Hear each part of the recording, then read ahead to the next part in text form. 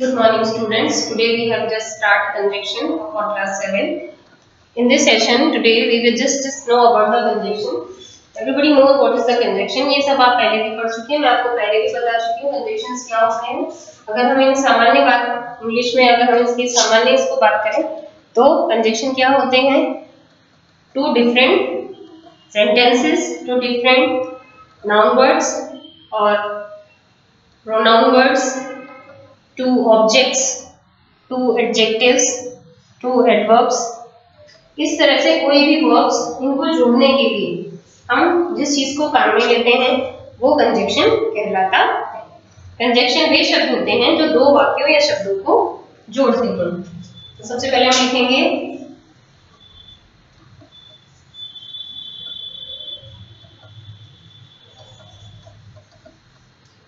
Conjunction is that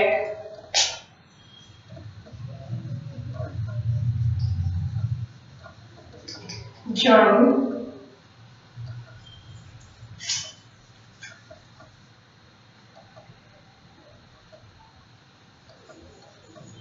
two different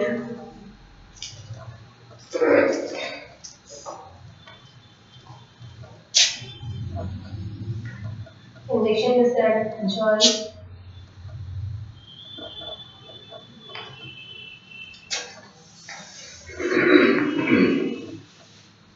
तो इस तरह से लिखते हैं words that join two words or two sentences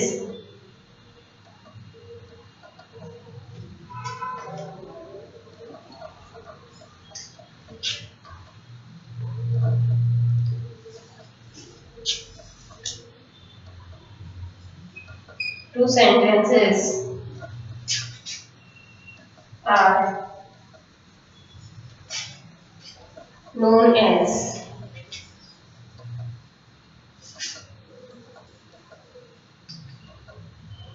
conjunctions. Is this clear to you? Words that join two words और two sentences. वे शब्द जो किसी भी दो शब्दों में, मैंने अभी बताया संज्ञा शब्द हो सकते हैं, नाउन हो सकते हैं, एडवर्ब हो सकते हैं, एडजेक्टिव्स हो सकते हैं, इन सबको जोड़ने का जो काम है या कोई भी दो वाक्य को जोड़ने का जो काम है वो कंजक्शन कहलाता है. For an example, and, but, और, इफ, एटसेट्रा. ठीक है, बिकॉज भी होता है. तो in your syllabus we just read about according to our syllabus, according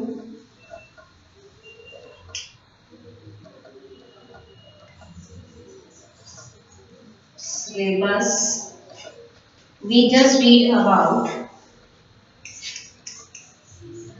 not only but also. Okay students, हमारा जो 7th क्लास का सिलेबस है उसमें नॉट ओनली बट ऑल्सो ही है. दूसरी बात अगर हम करते हैं तो हम आपको बताएंगे कि कोऑर्डिनेटिंग कंजक्शन और सबऑर्डिनेटिंग कंजक्शंस होते हैं. Second point, there are mainly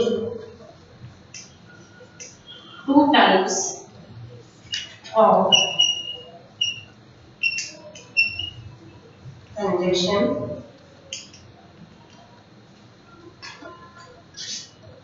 First is coordinating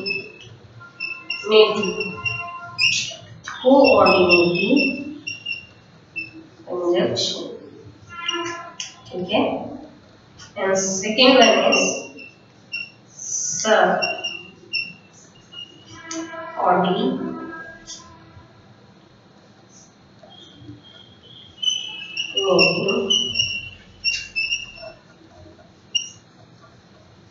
conjunction.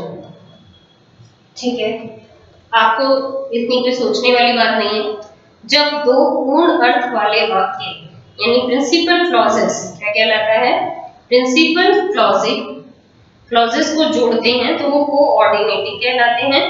और सबऑर्डिनेटिंग अगर पूर्ण अर्थ वाले वाक्य एक निर्भरता वाला वाक्य यानी कि डेफिनेट होता है, दोनों को जोड़ता है, ठीक है ना। दो पूर्ण अर्थ वाले वाक्यों, इनमें आप लिखना चाहे तो लिख सकते हैं, दो पूर्ण अर्थ वाले वाक्यों को जोड़ते हैं, ठीक है। इसमें तो जो जिसका पूरा अर्थ निकलता है उनको जोड़ा जाता है। दूसरा जो सबऑर्डिनेटिंग कंजंक्शन है, इसमें एक पूर्ण अर्थ वाला वाक्य एक निर्भरता वाले वाक्य पर को जोड़ता है।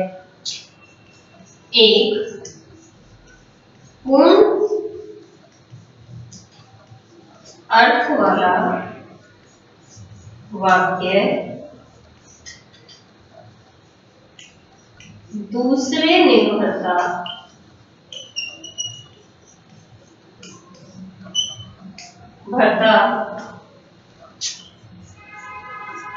वाले सेंटेंस को जोड़ता है, वाले वाक्यों को जोड़ते हैं।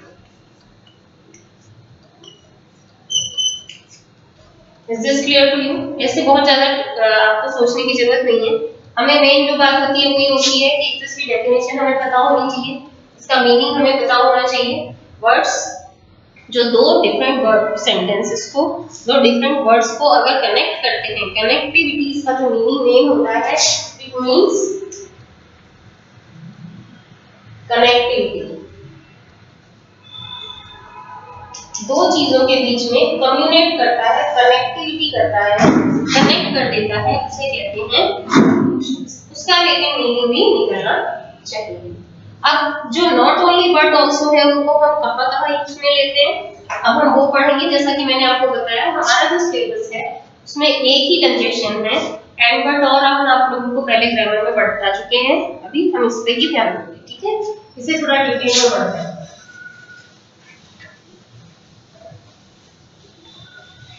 एक एक एग्जांपल बताती जाऊंगी और आप उन्हें साथ के साथ कॉपी पे नोट करके इनसे रिलेटेड आपकी जो बुक में एक्सरसाइजेस हैं उन्हें जरूर करिए।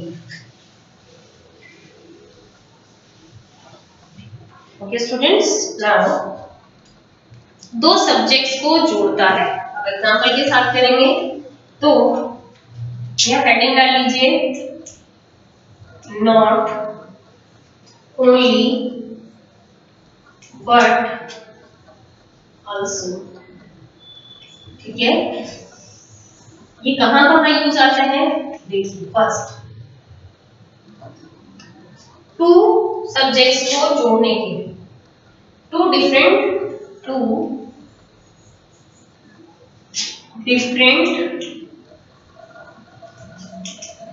सब्जेक्ट्स के लिए। ध्यान से देखेंगे तो सब समझ आ जाएगा। एग्जाम्पल देखिए, अब इसका लिखा है, tables are in good condition, tables are in good condition, full stop. Stools are in good condition, stools are in good condition। अब अगर हम इस सेंटेंस को ध्यान से देखेंगे तो देखिए क्या होता है, हम सब्जेक्ट्स के लिए से पहले ही लेते हैं। यहाँ टेबल एक सब्जेक्ट है, यहाँ स्टूल्स एक सब्जेक्ट है, बाकी प्रेडिकेट है। तो ये जो टू सब्जेक्ट्स हैं इनको जोड़ने के लिए कैसे काम में लेंगे? पहले बिफोर काम में आता है नॉट ओनली टेबल्स। अगर हम इसका आंसर लिखेंगे तो कैसे लिखेंगे? पहले ही आ जाएगा not only tables but also stools, बाकी प्रेडिकेट एक साथ उतार देंगे, are in good कंडीशन। ठीक है, अगर हम इसे थोड़ा सा ध्यान से देखें तो क्या होता है, इसमें टू सब्जेक्ट्स के लिए हमने ग्रामर ले लिया, not only but also as a compare of table and stool. ये आपको समझ में आ गई, यहाँ तक समझ आ गया। अब दूसरा है टू ऑब्जेक्ट्स को जोड़ता है। Second thing, two different objects के लिए, ये सब्जेक्ट था, अब हम ऑब्जेक्ट की बात करते हैं। इसका एग्जांपल देखिए, हम इसका एग्जांपल लिखेंगे, I speak Hindi, I speak English, I speak Hindi, I speak English. अब ये टू डिफरेंट सब्जेक्ट्स है, लेकिन यहाँ जो सब्जेक्ट है वो बिल्कुल सेम है इसके आगे। तो यहाँ जो है ये ऑब्जेक्ट जो है इसको हमें एक साथ कैसे लिखना है, इसके लिए हम ऑब्जेक्ट्स के लिए नॉट ओनली बट आल्सो काम में लेंगे। तो हम इसको कैसे लिखेंगे, जब इसका आंसर लिखेंगे तो कैसे लिखेंगे, I speak not only Hindi but also English, but also not only, that means हम हिंदी और इंग्लिश के बीच में वार्तालाप कर रहे हैं, ये दोनों ऑब्जेक्ट हैं। इसी तरह से दो एडजेक्टिव्स को जोड़ता है, टू डिफरेंट